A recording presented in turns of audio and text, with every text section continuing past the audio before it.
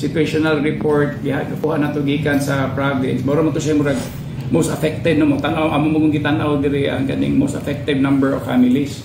Yang mo to siya murag initial wa patoy law. Kibaw ta tanan affected ang danon tayo pero wa man good appeal sa situational report. So pag Domingo nakita na namo tong uban na grabe sila o gana affected number of families. Mo nang ato na lang sang gi-appeal ang kaning daan bantayan o sugod.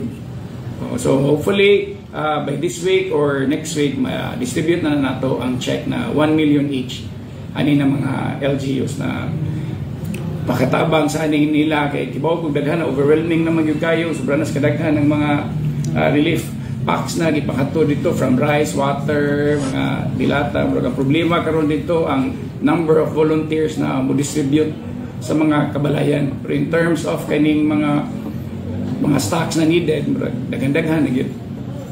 So ang financial assistance na to Mayor at ang diretso sa LGU kay mas kibaw man sila sa needed kan ibang materials para sa ilang rebuilding ato mga plywood ato plan sila na sila prerogative na unsay mas kibaw sa sila na unsay mas need sa ilang mga constituente dito. Katong team of psychometrician Mayor nakapadana. Wednesday pa.